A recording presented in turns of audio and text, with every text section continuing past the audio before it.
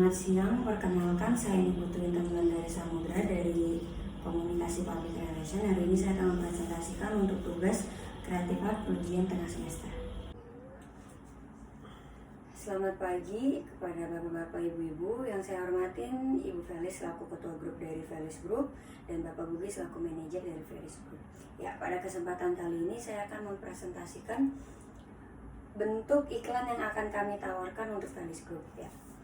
Oke, untuk latar belakang Felis Group sendiri, perusahaan ini bergerak dalam bidang kecantikan, di mana perusahaan ini menyediakan lulur beda. Lulur beda lontong itu merupakan salah satu rempah tradisional atau lulur tradisional dari Kalimantan.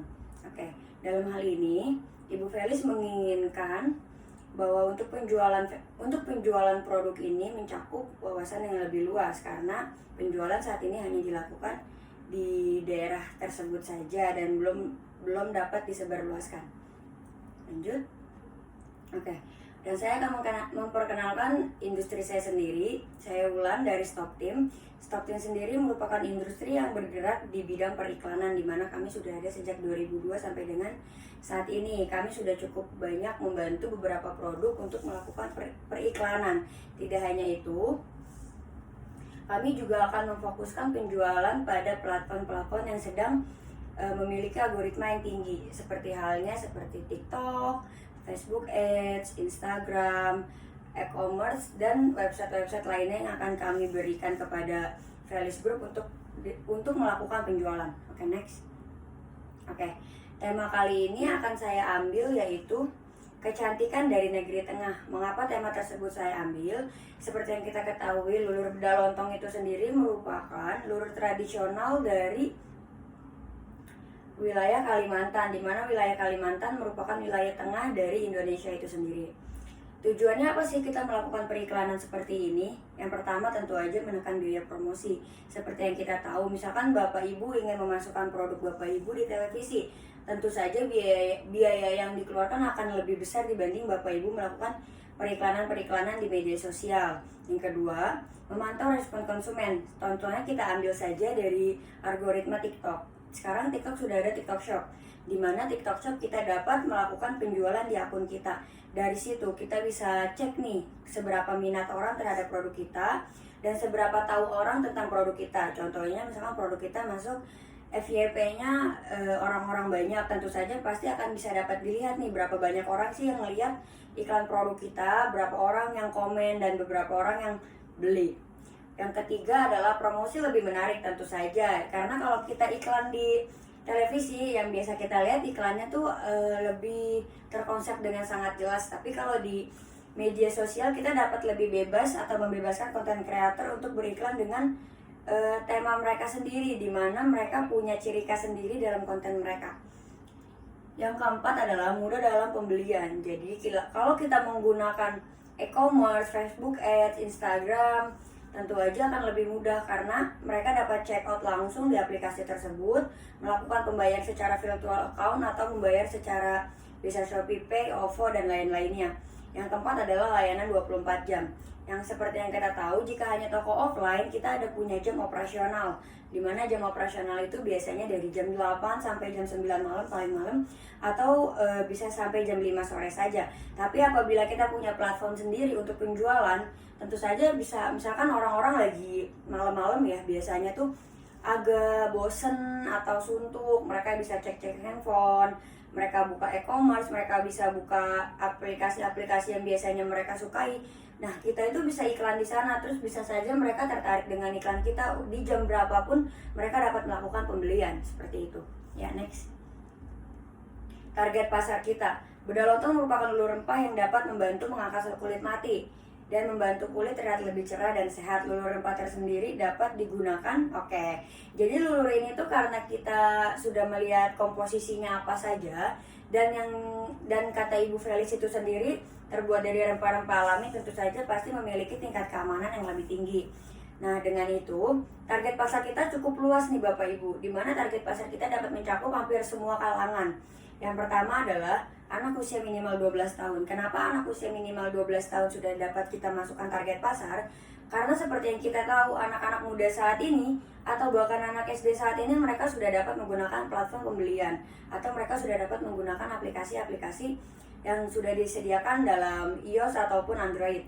Tidak hanya itu, target pasar kita juga ada remaja, wanita atau pria. Jadi ABG juga biasanya lebih seneng nih, bahkan menjadi target pasar yang akan lebih kuat. Kenapa? Karena biasanya remaja itu memiliki kecenderungan ingin memperbaiki diri, atau biasanya mereka sebut sebagai glow up, dimana pastinya mereka akan lebih tertarik dengan produk-produk kecantikan, dan ini juga aman digunakan pria atau wanita. Yang ketiga ada ibu hamil dan menyusui. Tidak banyak produk yang bisa dipakai ibu hamil dan menyusui, namun berdasarkan komposisi yang sudah diberikan oleh Felis Group dan saya sudah melihat komposisinya, ternyata bedah lontong ini dapat digunakan oleh ibu hamil dan menyusui dan tidak menimbulkan resiko yang berbahaya baik bagi anaknya atau janinnya. Yang keempat adalah wanita atau pria dewasa rentan usia 30 sampai 55 tahun. Jadi ibu-ibu atau bapak-bapak juga dapat nih menggunakan bedah lontong ini, sehingga target pasar kita saat ini memang sangat luas dan mencakup beberapa kalangan. Dan hal ini akan memberikan peluang atau keuntungan lebih besar terhadap kita. Bagaimana tinggal kita mengemas hal tersebut menjadi sesuatu yang lebih menarik. Oke, next. Oke, kita juga dalam berbisnis tentu saja kita butuh partner dan mitra. Dalam hal ini saya sudah mengkonsepkan beberapa partner dan mitra yang dapat kita ajak kerjasama. Untuk partnernya sendiri saya menawarkan berpartner dengan pasar swalayan, di mana pasar swalayan itu tentu saja menjual beberapa produk-produk nih, baik kecantikan, pembersih tubuh, pewangi, dan lain-lainnya. Tentu saja lulur bedah lontong ini bisa masuk dalam produk kecantikan yang bisa dipasarkan dalam swalayan, karena lulur bedah ini juga sudah memiliki izin BPOM dan memiliki packaging yang sudah menarik dan sesuai standar dari pasar swalayan itu sendiri. Untuk yang kedua adalah Sosiola, yang seperti kita tahu Sosiola merupakan warungnya make up, warungnya kecantikan, dan warungnya surganya wanita lah ya, biasanya dapat disebut seperti itu. Sehingga jika kita memasuki target pasar itu sendiri, maka secara tidak langsung Sosiola itu merupakan tempat di mana remaja-remaja itu biasa mencari kebutuhan mereka sehari-hari. Sama dengan Guardian dan Watson, mereka juga cenderung terkenal dengan penjualan produk kecantikan mereka serta penjualan alat makeup mereka. Untuk mitranya sendiri, untuk mitra akan saya rekomendasikan seperti ekspedisi baik kargo maupun muatan kecil. Kenapa saya bilang kargo? Karena saat kita ingin distribusi ke pasar swalayan, Sosiola, Guardian, dan Watson tentu saja bukan 1-2 pitch nih, tapi bisa lebih, misalkan 1 karton atau 1 kintal. Tentu saja itu butuh kargo yang lebih besar. Saat kita memiliki mitra dengan bidang ekspedisi, tentu saja kita akan dapat menekan biaya pengiriman, di mana kita bisa mendapat beberapa diskon dengan minimal pengiriman berapa per bulannya. Tidak hanya itu, kita juga bekerja sama dengan ekspedisi dalam bidang pengiriman barang-barang kecil. Saat kita jual di platform, atau kita jual di TikTok, atau kita jual di e-commerce, tentu saja itu kan pengirimannya tidak selalu besar, bisa aja 1 atau 2 piece gitu. Untuk yang kedua ada transaksi bank, di mana transaksi bank ini sangat diperlukan. Seperti halnya kita membuka toko offline, kita tentu saja butuh edisi, di mana edisi ini dapat mempermudah customer untuk melakukan pembayaran tidak hanya melalui cash, sehingga kita butuh kerjasama antar bank untuk mempermudahkan transaksi antara customer dengan penjual. Tidak hanya itu, kita juga butuh mitra dengan transaksi aplikasi. Seperti apa? Seperti OVO, GoPay, dan ShopeePay. Tentu saja karena pada saat ini semua penjualan di platform dapat dilakukan dengan pembelian saldo di OVO, Shopee, dan GoPay. Dan tidak hanya itu, yang bikin tertarik untuk menggunakan pembayaran melalui aplikasi ini adalah cashbacknya. Kita bisa kerjasama dengan OVO, Shopee, dan GoPay untuk mendapatkan cashback sehingga menarik customer. Oke, lanjut. Untuk kegiatannya apa aja sih yang bakal kita lakukan untuk menyusun progres iklan ini atau program iklan ini? Yang pertama adalah kita akan melakukan riset pasar, di mana kita harus melihat algoritma pasar seperti apa saat ini dan kondisi pasar saat ini seperti apa. Yang kedua adalah menyusun rencana untuk action atau campaign, sehingga kita harus menyusun dulu nih strategi apa yang mau kita gunakan, konsepnya seperti apa, dan lain-lainnya. Untuk yang ketiga, kita akan menghubungi vendor, di mana vendor-vendor ini merupakan vendor dari Felis. Jika kita sudah mendapatkan penjualan yang tinggi, tentu saja untuk bahan baku pasti akan meningkat cukup drastis. Tidak hanya yang selanjutnya, pelaksanaan. Setelah perencanaan, kita evaluasi semuanya, maka kita akan melakukan pelaksanaannya. Yang kelima adalah analisis data. Dari riset pasar, kita akan memiliki data, di mana data ini akan kita analisis nih. Algoritma orang-orang itu saat melihat aplikasi atau e-commerce itu biasanya efektif di jam berapa? Misalkan di jam 10 pagi, misalkan di jam 5 sore, jamnya off kerja, atau di jam 7 malam, di jam-jamnya karyawan atau orang-orang pekerja itu udah masuk jam santai. Untuk kegiatan-kegiatan lainnya, kegiatan yang tidak terlalu pokoknya, kita akan melakukan kegiatan menyusun konsep foto dan video. Karena ini konsepnya sosial media, tentu saja konsep foto dan video sangat diperlukan untuk menarik customer itu sendiri. Yang kedua, pemilihan konten kreator atau brand ambassador. Tentu aja konten kreator yang kita gunakan juga harus memiliki standar itu sendiri. Misalkan untuk followersnya sendiri, atau dengan konsep pasar dari followersnya mereka ini sesuai tidak dengan pasar kita. Karena kalau dari kreatornya sendiri pasarnya tidak sesuai dengan kita, maka kita akan rugi jika kita kontrak dia. Jadi kita juga harus punya standar untuk konten kreator itu sendiri.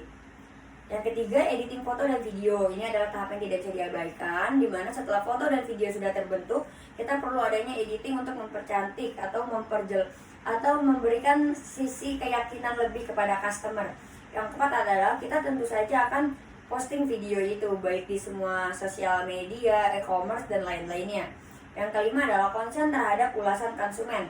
Tentu saja ini sangat penting. Seperti halnya kita pribadi saat kita ingin belanja di platform, misalkan di e-commerce, tentu saja kita biasanya akan lihat ulasan. Ulasannya gimana nih, positif kah, negatif kah? Apabila banyak ulasan yang negatif, tentu saja customer yang ingin membeli akan berpikir negatif, kok ini ulasannya nggak bagus. Tentu saja mereka akan beralih ke produksi lainnya tentu saja. Nah, apabila ulasannya itu positif, maka orang itu akan langsung tertarik, apalagi penjualannya itu sudah melebihi 1.000 atau 2.000 gitu loh. Pasti akan lebih meyakinkan untuk customer itu sendiri. Oke, saat saya sudah jelaskan semua untuk teorinya, saya juga sudah membuat timeline di mana kita akan mengatur waktu-waktu untuk melakukan kegiatan itu semua. Yang pertama adalah kita akan melakukan menyusun rencana. Tentu saja menyusun rencana akan dilakukan di awal bulan Mei, di mana target kita adalah tanggal 29 November. Jadi di bulan Mei ini kita sudah mulai menyusun rencana untuk rencana seperti apa ke depannya yang akan kita lakukan. Oke, untuk pemikiran konsep atau hal-hal mentah lainnya akan kita pikirkan di bulan Mei. Selanjutnya adalah menghubungi vendor di bulan Juni. Kenapa? Karena kita harus konfirmasi dulu dengan vendor bahwa kita akan melakukan produksi kita mungkin akan terjadi produksi besar-besaran, sehingga kita harus memberikan vendor itu kesempatan untuk ready stock barang yang akan mereka supply ke kita. Ya, yang akan kita lakukan di bulan selanjutnya adalah di bulan Juli, itu adalah analisis data. Jadi analisis data ini akan dilakukan 2 bulan, Juli dan Agustus. Karena apa? Karena kita akan melakukan riset pasar itu di bulan Agustus. Jadi analisis data yang kita lakukan pertama kali adalah analisis data internal, database perusahaan, dan di bulan Agustus kita akan analisis riset pasar. Jadi riset pasar dan analisis data dilakukan di bulan Agustus. Selanjutnya di bulan September kita itu akan lebih ke revisi-revisi nih. Apa aja sih yang udah bisa kita revisi sementara. Untuk di bulan Oktobernya kita ada kegiatan menghubungi vendor kembali. Kenapa? Karena kita harus tetap notice terhadap vendor untuk dia ready barang-barang yang akan disuplai ke kita. Untuk bulan Novembernya sama, kita akan melakukan revisi dan finishing, dimana ini adalah revisi tahap terakhir dan melakukan finishing, dimana kita sudah ready, siap dengan foto, video, dan konten-konten yang sudah kita buat. Oke, next. Budget, tentu aja dalam hal ini kita tidak luput dari budget. Yang pertama adalah tentu aja kita akan menyewa peralatan di lokasi syuting. Untuk peralatan ini tentu saja Stop Team sudah sediakan. Jadi untuk harganya kurang lebih ada di 15 juta. Dari 15 juta ini apa aja sih yang didapat? Itu ada lighting, audio, kamera, dan unit-unit lainnya yang dibutuhkan untuk syuting video itu sendiri ataupun foto. Untuk keduanya tentu saja biaya lokasi syuting. Untuk biaya lokasi syuting sudah dibudget oleh tim kami sebesar 600.000, di mana kami akan mengkonsepkan di Pantai Ancol. Kenapa kami ambil dikonsepkan di pantai? Pertama, karena Lulur Beda ini identik dengan nuansa tengah, dan jika kita konsepkan dengan air tentu saja dia akan balance.